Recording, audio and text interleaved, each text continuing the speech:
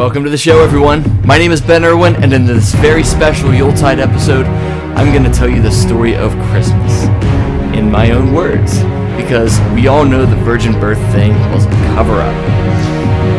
Yup, my dirty, heathenistic, blasphemous words. Ooh.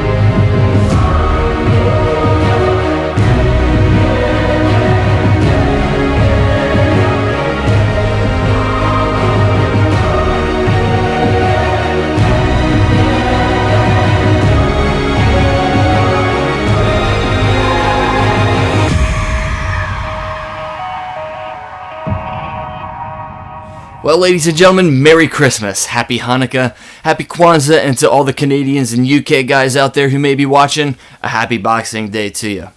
Now, it's certainly that time of year when we get that warm, fuzzy feeling of peace on earth, goodwill towards men, and of course, presents. That's why, in honor of the holiday season, I'd like to present this very special episode of The Ben Irwin Show. I even wrote a reindeer joke for you. Do you want to hear it? Of course you do, because it's really going to slay you. Ha ha ha, that's terrible! So this year, we're going to make fun of Christmas. So I'd like to tell you the story of Christmas in my own words. Now, this delightful little fairy tale is found in the magical chapter of Matthew, which is in the Bible. So here's what Matt had to say.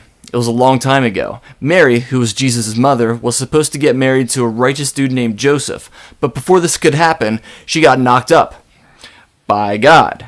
And it turned out to be Jesus.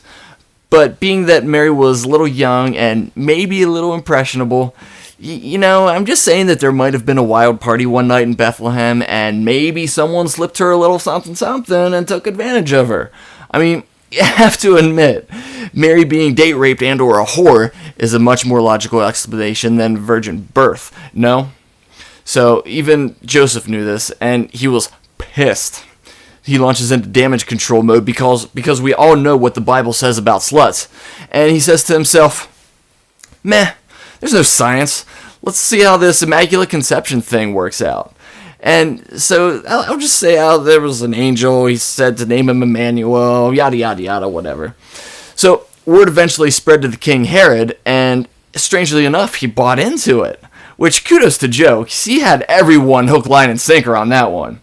Now, King Herod sends 3 aptly intellectual gentlemen to scope out the situation, and they traveled to find the wee baby Jeebus, and once they did, they bestowed presents of gold, frankincense, and myrrh.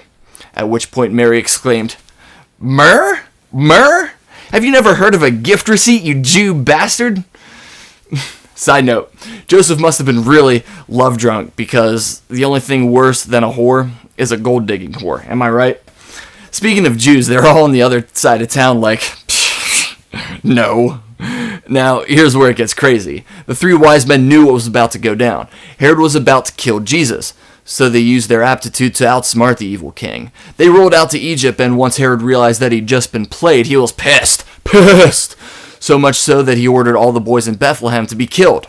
Now, long story short, King Herod eventually died, and another angel allegedly appeared and said that you guys can go back to Bethlehem now if you want, but I recommend the lovely town of Nazareth just in case. So that's what they did, and that's the story of the season. And I can't help but think, how would Christianity be different if Mary didn't go out raging that fateful night? And what if Joseph had just decided to put a ring on her? I mean, you gotta lock that down.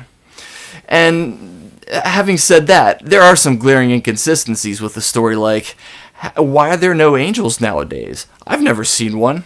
And is Jesus an alias or a stage name of some sort? Because I thought the angel said to name him Emmanuel. And why wasn't Herod tried for war crimes when he plotted to kill all those kids?